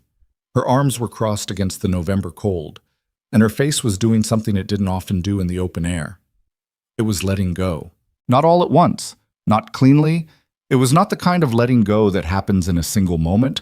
That was not how things actually worked for people who had been carrying weight as long as she had. It was more like a fist slowly opening, finger by finger, the kind of releasing that knows it still has a long way to go, but has at least decided to begin. Boone came to stand beside her. He did not say anything reassuring. He did not tell her it was over or that everything was fine, because he was not certain either of those things was fully true yet. And he did not say things he wasn't certain of. He just stood next to her in the cold yard, shoulder to shoulder, watching the empty road. After a while, she said, "I want to plant something on that south side of the fence." He looked at her. "In November. For spring." She looked at him sideways. "Planning for spring seems like a reasonable thing to do." Something moved in his face. That thing that was almost a smile and had been almost a smile for 3 months.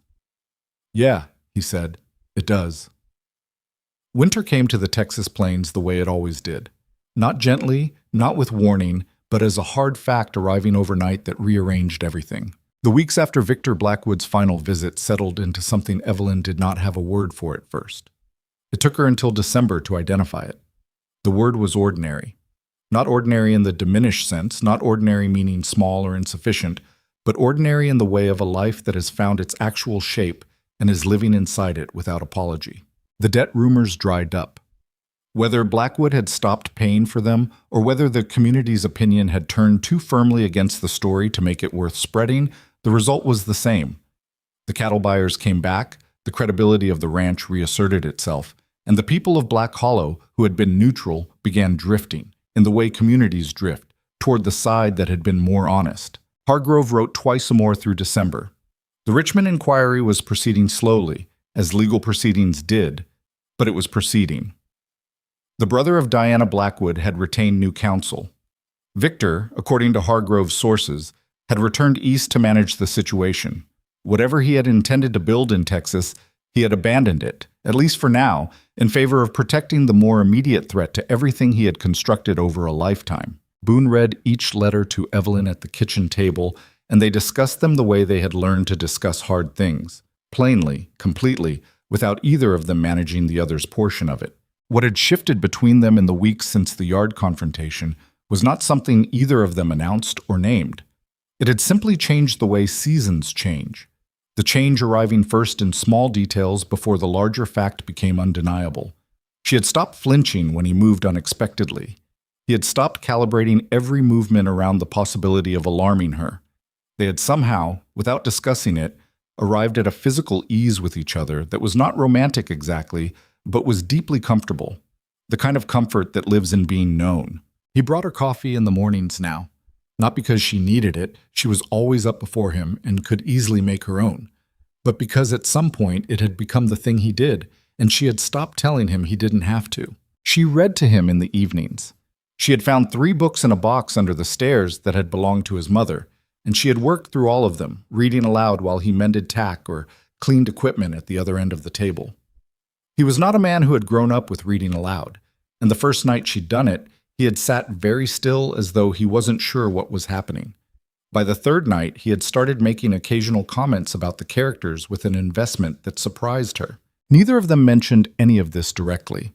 That was, she had learned, how Boone handled things he valued, carefully, quietly, without making a production of them. It was Cutter who made it a production, in his own way. On a Tuesday morning in late January, he came into the kitchen for the coffee he occasionally took there when the bunkhouse stove was being difficult, and he found them at the table. Boone with his hands around his cup looking at the window, Evelyn with flour on her cheek from the bread she'd already started, the two of them in a silence so completely at ease it was almost architectural. Cutter poured his coffee and looked at both of them. "About time," he said, and went back outside. Boone looked at the door he'd closed behind him. Evelyn looked at the bread dough. "He's not wrong," Boone said. "No," she agreed, not looking up. "He's not." There was a pause. "Evelyn, Look at me." She looked up. Flour on her cheek, hair coming loose from its pin, hands pressed into bread dough. He was looking at her with the full attention he usually gave to things that mattered to him in the way the ranch mattered, or the cattle, or a coming storm, complete and unguarded. "I'm not good at this," he said. "Saying the particular thing I mean. I've noticed. I mean," he stopped, tried again. "What's between us? I don't want to be careful about it anymore." She held his gaze. "I'm not asking for anything you're not ready for," he said. "I want to be clear about that first." "I know. But I think you should know that what I feel—" "Boone." She said it quietly, not to stop him, just to make him slow down. "I know. A beat." "You know," he repeated. "I've known for a while." A small pause. "I was waiting to see if you'd figure it out." He looked at her for a moment. "That's not entirely fair." "No," she agreed, and the corner of her mouth lifted. "But I wanted to be sure it was real and not just proximity, not just two people in a difficult situation finding each other convenient." "Is that what you think it is?" She looked at him squarely. "No, not anymore." She went back to the bread, working it with her palms.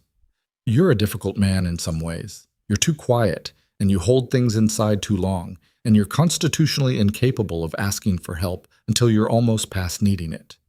"That's accurate." "And," she continued, "you're the first person in my life who has ever consistently done exactly what he said he would do, every single time." She shaped the loaf without looking up. "Do you understand how rare that is? For me specifically, given my specific history, do you understand what that means?" He was quiet. "Yeah," he said. "I think I do." She put the bread in the pan. "I love you," she said, to the bread pan. Then she turned and looked at him. "That's the particular thing I mean." The kitchen was very still. He got up from the table and crossed to where she stood, and he put his hand against her face, carefully, in the way of a man who has thought about doing something for a long time and wants to do it right. She leaned into his palm and closed her eyes, and the flour on her cheek transferred to his thumb, and neither of them cared about that at all. That was December. By March, the ranch had changed in ways both visible and invisible. The south fence planting Evelyn had talked about in November. She had meant it. She ordered seed by mail through Tom Briggs and planted a line of young cottonwoods along the south pasture fence in the first warm week of March, moving down the row with a spade and the particular focus she brought to everything she decided to do. Boone helped without being asked, carrying water, firming soil around the base of each sapling. "They won't be significant for years," she said, tamping down earth around the third one. "Most things worth having take time," he said. She looked at him sideways. He looked back at the fence line, entirely innocent. She threw a small handful of dirt at him. He looked at the dirt on his shirt. She had already gone back to planting, straight-faced. He considered his options and went back to carrying water. Spring brought the first real rain in months, which the land absorbed with the urgency of the genuinely thirsty, and with the rain came a stretch of days that were green and clear and almost unbearably good after the long gray of winter. The cattle were healthy, the garden was waking up, and the ranch had the particular energy of a place where multiple things were growing at once. It was in April that two pieces of news arrived within a week of each other. The first came in a letter from Hargrove. Victor Blackwood was dead. He had been found at the bottom of the main staircase in his Richmond mansion on a Tuesday morning by a housemaid. The official account was an accidental fall. There would be no inquiry. The existing investigation into Diana Blackwood's death had died with its primary subject, and the magistrate had closed the file within 48 hours. Boone read this letter and sat with it for a long time before he brought it to Evelyn. She read it twice. She set it on the table and looked at the window. "I don't know how to feel," she said finally. "You don't have to feel any particular way. Part of me feels—" She stopped. "I don't feel grief. I want to be honest about that. I know what the proper response is supposed to be, and I'm not going to perform it." She looked at him. "But I also don't feel what I expected to feel. I thought when he was gone I'd feel completely free. I thought it would be like a door opening. And it's more like the lock has been taken off a door that I already went through." She folded the letter. "The door's already open. Has been for a while." He understood what she meant. "He also can't hurt anyone else," she said. "Diana Blackwood, and the one before her. If there had been a trial, if the inquiry had proceeded and he'd been held accountable—" She stopped. "But he's gone. And there's something in that, even without the justice." Boone nodded once. "The second thing," she said, because she had clearly been holding it for the right moment and had decided the right moment was now, "I also need to tell you." He looked at her. She was looking at her hands in her lap, and there was something different about her expression. Not anxious, not heavy, but the particular look of a person standing at the edge of something enormous. "I'm pregnant," she said. The kitchen absorbed the word. Boone sat very still. "How long have you known?" he asked. 3 weeks. She looked up. "I wanted to be certain before I said anything. I needed to be sure that it wasn't just hope getting ahead of itself." He looked at her. She was watching him with the careful attention of someone who has learned not to assume, who checks faces for what's really there rather than what's been said. What was on his face was not complex. It was simple in the way the best things are simple. Unguarded, full, the face of a man to whom something has been returned that he had long since stopped expecting. "Come here," he said. She crossed to where he sat, and he put both arms around her, pressing his face against her hair, and she put her hands on his arms and held them, and they stayed like that for a long time in the quiet kitchen without saying anything else because nothing else needed to be said. Cutter found out at supper because Evelyn told him directly while passing the bread, with the matter-of-fact delivery she used for practical information. Cutter chewed his bread, looked at his plate, looked at Boone, looked at Evelyn. "I'll fix the roof on the east side of the house," he said. "Before summer."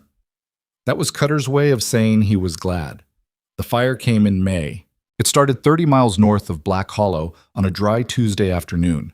A spark from a passing wagon wheel, someone said later, hitting a stone in conditions that had been building for weeks. The grass was bone dry after a false spring that had come and gone too fast, and when the wind picked up from the northwest, it did not pick up gently. Boone saw the smoke at 3 in the afternoon, a brown column first, then the column widening, then the brown going orange at the edges as the wind took it. He stood in the north pasture and watched it for approximately 45 seconds, doing the calculation in his head, and then he went to the barn at a run. "Fire," he said to Cutter, who was already watching the sky from the barn door. "How far?" "Started far. Moving fast." He was pulling harness. "The Henderson place is directly in its path. Silas is north of them." "You going?" "Get the wagon." He stopped, looked at Cutter. "Get both wagons." Evelyn was already in the yard when he came out. She had seen the smoke from the kitchen window. She was wearing her work clothes, and she had her hair tied back, and she was holding her gloves, which told him she had already made her decision and was not presenting it for approval. "You stay," he said. "No." "I'm 4 months along, not injured," she said, "and I'm not staying here alone watching the sky while you're—" "Evelyn, I can haul water. I can help families get out of their houses. I can do things that matter." She looked at him with an expression that allowed no renegotiation. "Don't waste time on this argument." He looked at her for 2 seconds. "You stay with the families," he said. "You don't go near the line." Agreed. They went. The road north was already crowded with ranchers riding and driving toward the fire, and families driving away from it, the two streams crossing each other in the particular chaos of a disaster that is large enough to require everyone and organized enough for no one. Boone drove hard, and beside him Evelyn gripped the bench with one hand and watched the smoke grow until it was no longer a column, but a wall. The Henderson place was a loss before they arrived. The barn was already gone, the fire having moved through it like it was paper, and old Henderson himself was standing in his yard watching his south pasture burn with the blank expression of a man whose mind has briefly refused to process what his eyes are reporting. His wife and daughters were in the yard with what they'd managed to grab: some clothes, a wooden box that apparently contained 30 years of letters, a bird cage with a live bird still in it. Evelyn was off the wagon before it fully stopped. "Mrs. Henderson, I need you to come with me," she said, her voice carrying clearly over the wind and the distant roar. "Bring your girls." "The house," Mrs. Henderson started. "The house will be what it will be. Come with me now." She got them moving, which was what was needed, and she loaded them into the second wagon with a competence that came from having decided exactly what she was doing before she arrived. She handed the youngest girl, who was about 8 and very frightened, a canteen and something to do with it, and the girl's face reorganized itself around the task. Boone was already at the fire break line with 6 other men, digging. The ground was hard, and the work was brutal. The fire's sound was its own weather, a low, continuous roar that you felt in your chest, punctuated by the crack of individual trees and fence posts going up. The smoke came in horizontal waves, and there were stretches where you could not see 3 feet in any direction, and you worked by feel and by the voices of the men around you. Silas was there, and Tom Briggs's oldest son, and ranchers Boone had known for a decade, all of them doing the same thing with the same urgency, digging and wetting and beating back the edge of something that was genuinely trying to consume everything they'd built. It took 4 hours. At the end of those 4 hours, the fire had been stopped at the break line 300 yards north of the nearest standing structure, partly because the wind dropped at sundown, partly because the men on the line had held it, and partly because the fire break itself had held. Nobody spoke much when it was over.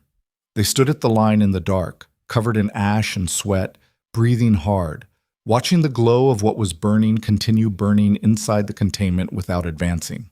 Boone sat down on his ground because his legs had decided they were done standing and he hadn't been consulted.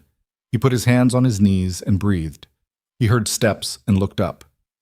Evelyn was there, carrying a water canteen and looking at him with that expression she had, the direct one, the one that didn't soften things unnecessarily, but carried everything she felt in it without requiring decoration. She sat down in the dirt beside him. He was black with soot, his shirt ruined, his hands blistered. She had fared better, but not entirely. Her sleeve was scorched at the edge where she'd been too near something she'd said she wouldn't be near, and he noticed it and decided not to say anything about it tonight. She handed him the canteen. He drank. She looked out at the contained glow of the fire burning down, the dark shapes of men moving along the line, the enormous ruined quiet of the north landscape. "Henderson's house stood," she said. "The barn's gone, but the house held." "Good." The Reyes family lost their east pasture and one outbuilding. Everyone got out. "Good." She was quiet a moment. "You all right?" she asked. He considered a truthful answer. His hands hurt badly, and there was a place on his left arm where a cinder had caught that he hadn't mentioned and wouldn't tonight, and he was tired in a way that went past physical into something older and more fundamental. But beside him was the woman who had spent 4 hours moving frightened families and hauling water and steadying terrified children while carrying his child, and she was whole and uninjured, and the firebreak had held. "Yeah," he said. "I'm all right." She leaned against his shoulder. He put his arm around her, careful of his burned hand, and she let him, her weight settling against his side with the ease of something that had always belonged there. Around them, the men who had held the line were beginning to move, to talk, to the ordinary sounds of a catastrophe that had been contained. Silas found them and said the road north was passable. Cutter appeared out of the dark with both horses and both wagons intact, and the expression of a man who had also had a significant 4 hours and was not going to discuss it. They drove home in the dark, Evelyn asleep against his shoulder before they'd covered half a mile, her breathing deep and even, one hand resting over the quiet round of her abdomen. He drove carefully. The news came from Richmond 3 weeks later, in a letter from Hargrove. The estate proceedings were complete. Victor Blackwood had died intestate, and the legal matters were being resolved by the court. There was a note, brief and almost administrative, that Clarence Mercer had, in the course of the proceedings, been required to formally state that he had no claim on his daughter's circumstances, and had responded by making the disownment, long implied, official and documented. Boone read this last part twice. He brought the letter to Evelyn, as he always did, and she read it in the kitchen in the morning light, and when she got to the part about her father, she was quiet for a long moment. "He made it official," she said. "Yes." She folded the letter. "I'm not—" She stopped, set the letter on the table, looked at it. "I keep thinking I should feel something about him specifically. Some grief. Some longing for what he wasn't." She shook her head slightly. "But mostly I just feel like the last lock came off something." He sat across from her. "You have people," he said. "Clara, Silas and his family, Hartley, half this county, after the Grange meeting." He paused. "Me." She looked at him. "And a baby," he added. Something shifted in her face. That thing she did that wasn't quite a smile, but was everything a smile was supposed to be. "And a baby," she agreed. She reached across the table and put her hand over his scarred, blistered one. He turned his hand over and held hers. Outside, the May morning was doing everything a May morning in Texas could do. The young cottonwoods along the south fence had broken into leaf, small and bright, and improbably alive, moving in the warm wind. The garden was loud with things growing. Patience was visible in the near pasture, moving slowly through the green grass, having opinions about the morning in the way only horses did. The ranch was not a perfect place. The barn roof still needed work on the east side. The kitchen floorboard third from the window creaked in a way that had been meaning to be fixed for months.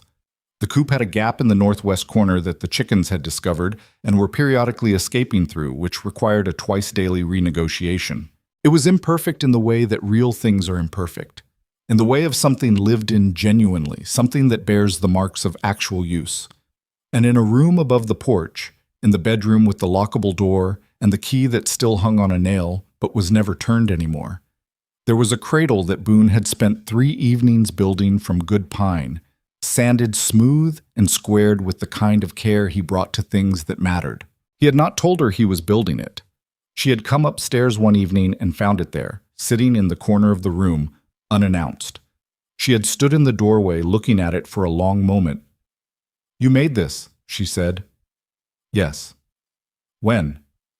"Evenings this week, while you were reading."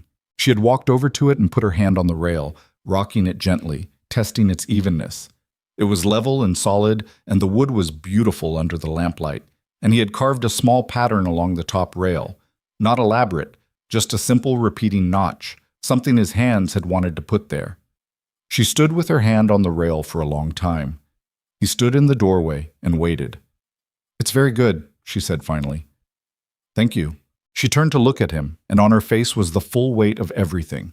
The months behind them, the hard road that had led here, the fire and the fear, and the long process of learning to trust something real. And underneath all of that, something that had no name, but was the best thing he had ever been looked at with. He crossed the room to stand beside her. She took his hand. They stood together in the lamplight, looking at the empty cradle that was waiting to be filled. And the spring evening moved through the open window, and the ranch settled around them like something that had found its purpose and intended to keep it. The baby arrived on a Thursday in late August, 6 weeks ahead of when anyone had expected her. Evelyn had been in the garden when it started, pulling late squash in the morning heat, and she had stood up too fast and felt something shift inside her that was distinctly not a muscle complaining. She stood very still in the garden for approximately 30 seconds, her hands full of squash, doing the kind of internal arithmetic that women do in that moment. And then she set the squash down in the row and walked to the barn door and said, "Cutter, get Boone. Cutter looked at her face and went immediately without asking any questions, which was the right call. Boone was at the east pasture fence, a quarter-mile out, and he covered that distance in a time that impressed Cutter and alarmed him slightly. By the time he got to the house, Evelyn was seated at the kitchen table, very calm and very pale, timing things on the clock on the wall. "How far apart?" he asked. "Close enough," she said. He sent Cutter for the midwife, a woman named Ruth Haskell, who lived 2 miles south and who had been delivering babies in this county for 23 years with a success rate that people spoke about with genuine reverence. Ruth arrived within the hour, assessed the situation with the brisk efficiency of long experience, and told Boone to boil water and stay out of the way. He boiled water and stayed out of the way, which was the hardest thing he had done in recent memory, including the fire. He sat on the porch and did not pace, because pacing felt like surrender to the fear, so instead he sat completely still and stared at the south pasture fence and the young cottonwoods Evelyn had planted in March, which had grown considerably through the summer and were now legitimately trees rather than saplings, their leaves moving in the August heat. Cutter sat on the other end of the porch and didn't say anything. After 4 hours, Ruth opened the door. "A girl," she said, "small but loud. Both of them are fine." Boone stood up and went inside and did not trust himself to speak for the first several minutes. The baby was small. Ruth had not been overstating it, with a dark fuzz of hair and the bewildered, furious expression of a person who has arrived somewhere without being properly consulted about the arrangements. She was lying on Evelyn's chest, and Evelyn was looking down at her with an expression that was very tired and very certain at the same time. The expression of someone who has just done the most difficult thing they have ever done and knows it completely. She looked up when Boone came in. "She's early," Evelyn said. "Ruth says she's healthy." "I heard." He stood beside the bed, not knowing what to do with his hands.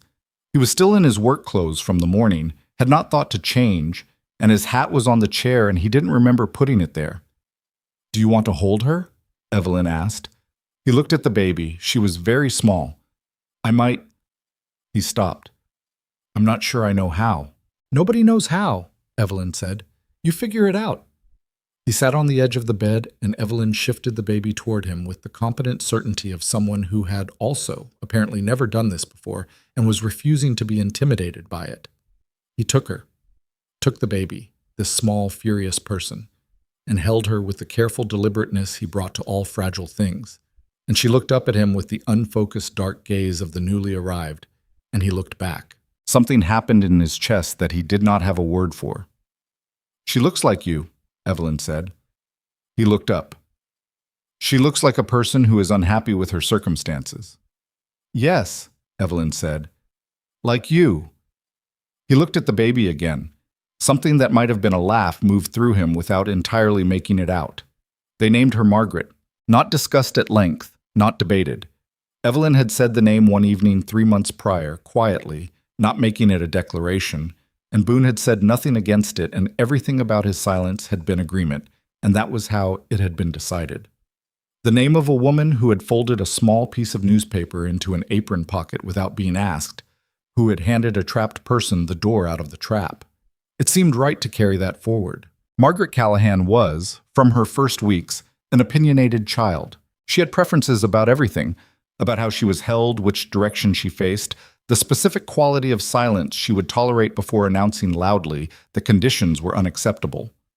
She did not sleep when she was expected to sleep and woke when nobody wanted her to wake, and was, in general, a small tyrannical presence who reorganized the household around herself with an efficiency that Cutter found appalling and Evelyn found grimly funny.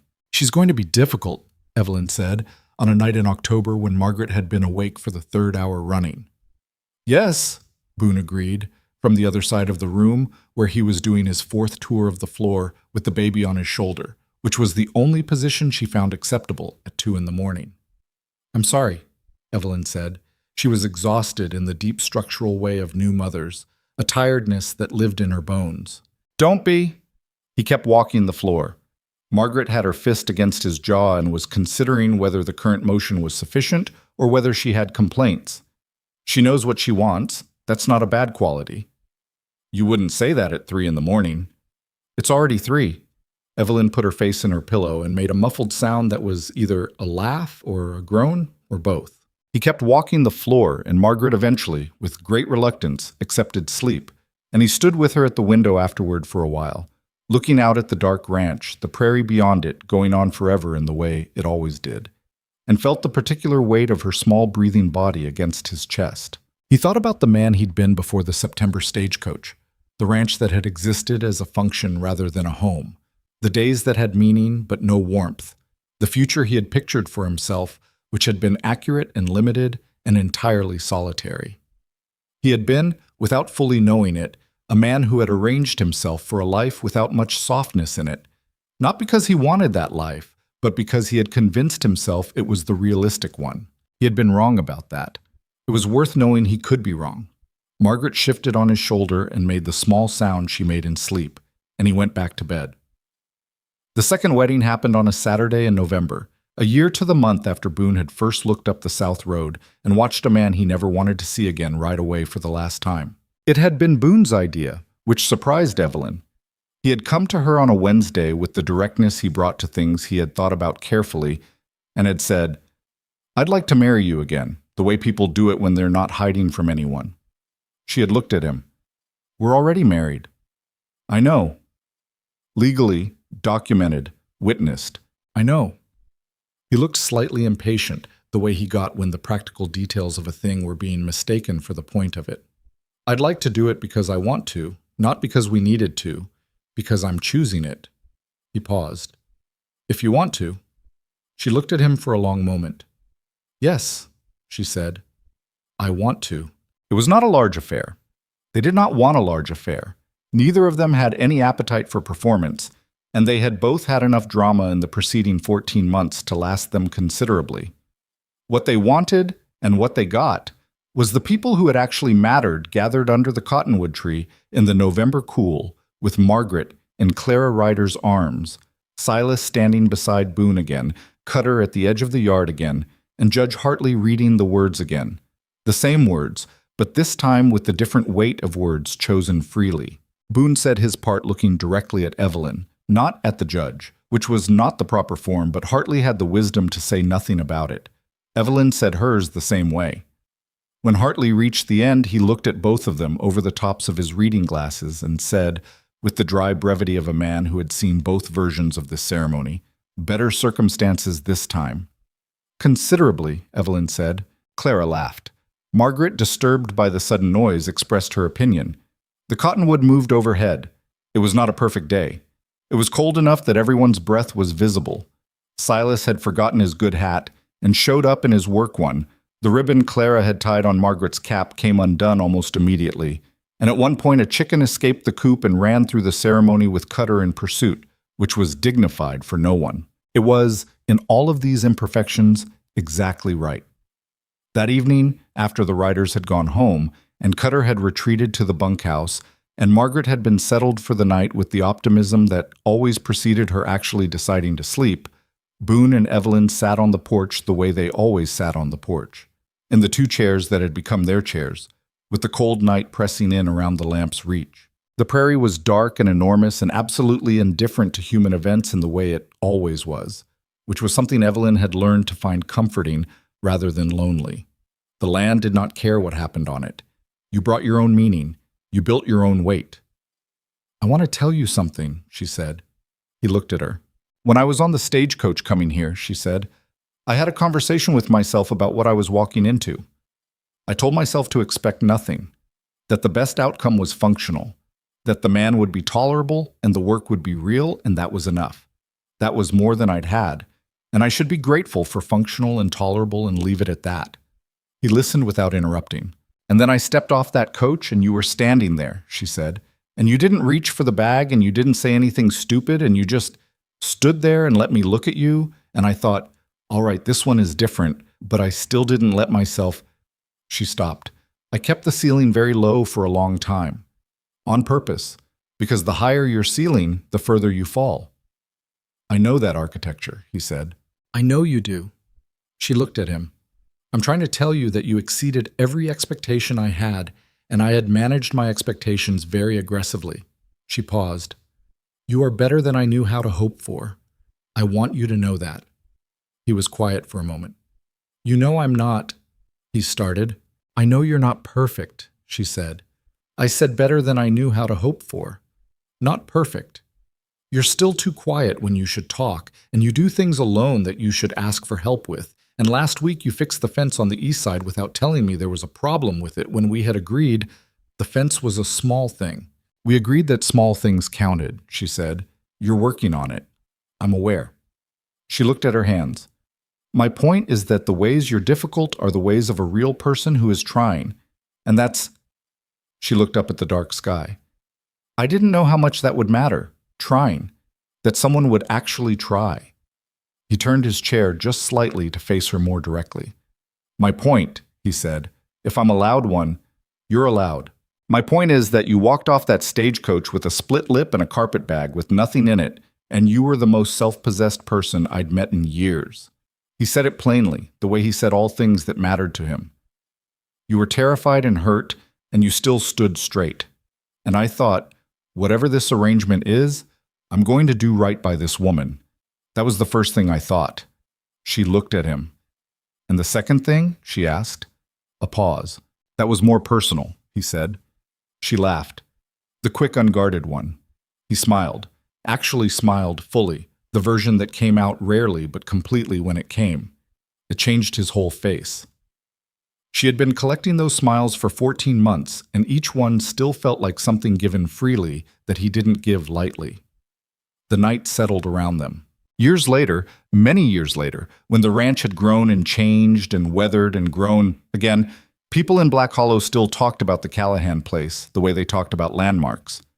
Not because it was the largest or the most prosperous, though it had become both of those things over time, but because of what it represented to the people who had watched it become what it was. They had seen Boone Callahan go from a solitary, guarded man who kept the world at a careful distance to someone who had, apparently without noticing he was doing it, become the person half the county called when something went wrong. He was not warm in the way that easy people are warm.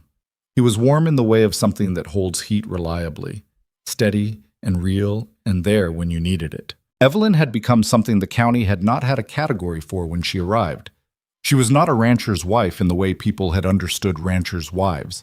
She was a partner in the complete sense, someone who had opinions about the business and expressed them, who had built the social fabric of the ranch's relationships with the neighboring families with the same practical intentionality she brought to the garden, who had taught the Ryder girls to read one winter when their schooling lapsed, who had organized, 3 years after the fire, a community fund for families whose property had burned that was still operating a decade later.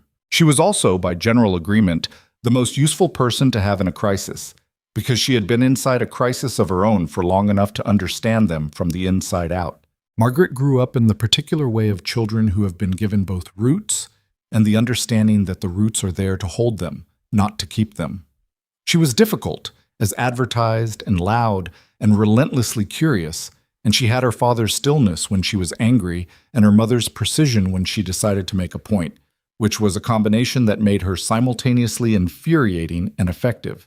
She was followed in the years after by a brother named James who had Boone's build and Evelyn's temperament, and then another girl, Ruth, named for the midwife, who had everyone's stubbornness concentrated into one small person and showed it early. The house grew with them. The east room became a schoolroom of sorts. The barn was rebuilt properly. The roof cutter had promised to finally fixed to a standard he found acceptable. The south fence cottonwoods became actual shade trees, tall and established, and in summer the whole south side of the yard was cool in the way of trees that have been there long enough to mean it. Cutter stayed. He had stayed through everything and showed no signs of stopping. He had developed over the years the particular relationship with the Callahan children that gruff men sometimes develop with children who are not afraid of them. They had found the human being inside the economy of words, and they brought things to him the way children bring things to safe places. He was, in a functional sense, family, and they all behaved accordingly without any of them ever saying so directly, which was how the Callahan household tended to handle important things. There were hard years, because there are always hard years. A drought in the late 1880s that cost them a third of the cattle and required 2 years to recover from. A bad winter that took 3 of the horses, including Patience, which hit Evelyn harder than she admitted. A dispute with a neighboring rancher over water rights that dragged through 2 years of legal misery before it resolved. James, at 17, deciding he wanted to go north and do something other than ranching, and the specific particular pain of watching a child choose a direction that takes him away from you and loving him enough to let him go and mean it. They were not sheltered from any of it. That was not the kind of life they had. What they had was the other thing, the thing that doesn't prevent hard years but changes what you do inside them. They had the porch conversations and the kitchen mornings and the habitual honesty they had built early and maintained through effort. Because honesty between people is not a natural state that sustains itself. It is a practice that requires choosing, over and over, to say the real thing instead of the easy thing. They argued. They misunderstood each other. There were weeks where the accumulated weight of work and worry made them sharp with each other in ways they later acknowledged and repaired.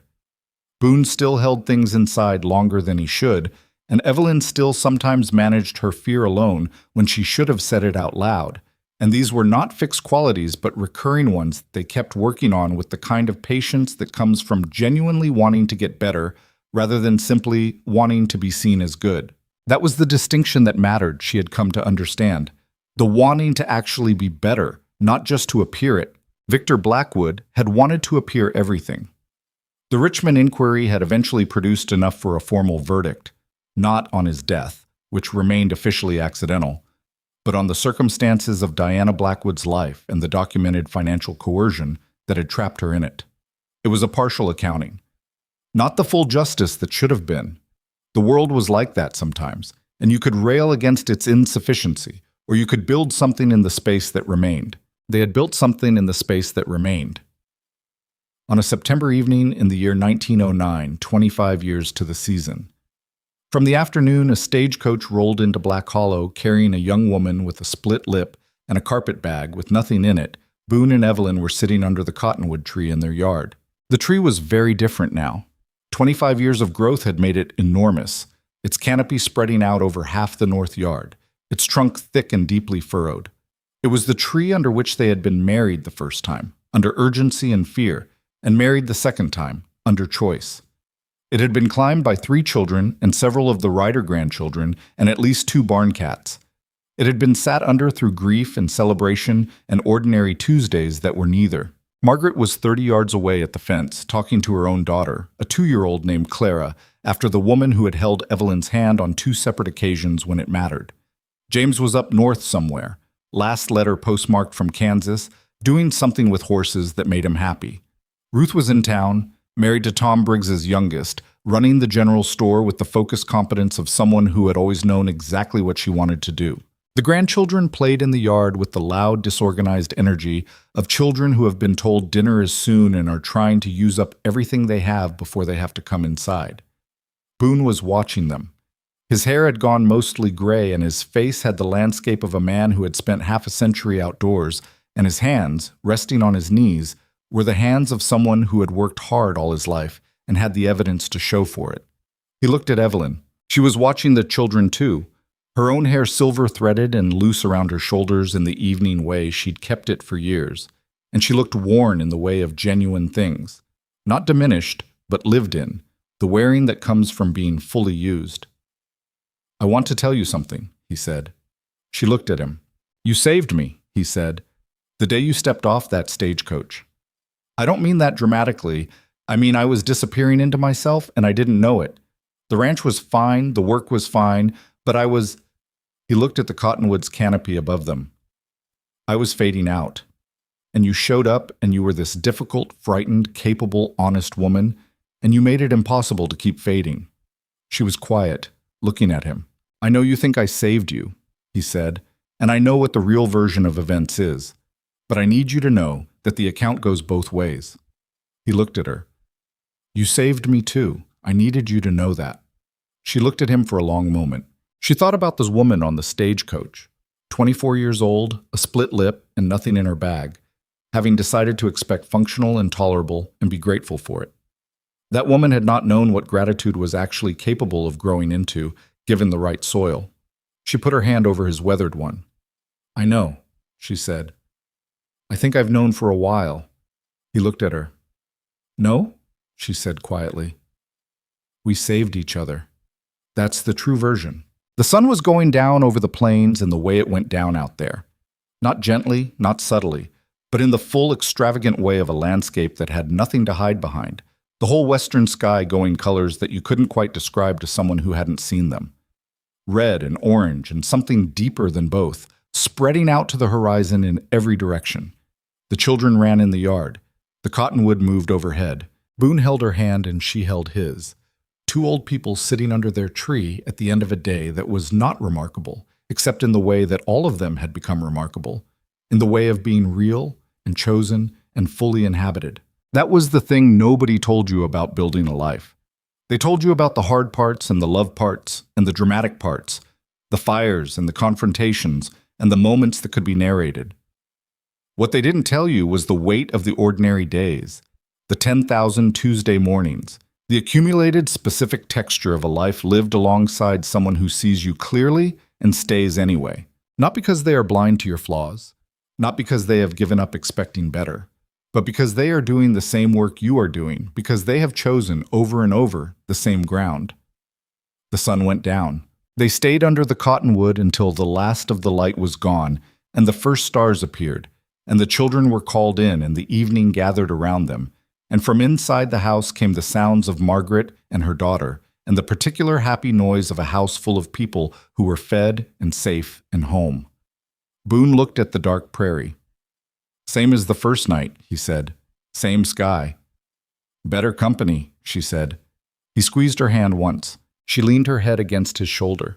The stars came out over the Texas plains one by one, filling the enormous sky the way they always had and always would, indifferent and permanent and beautiful in spite of themselves.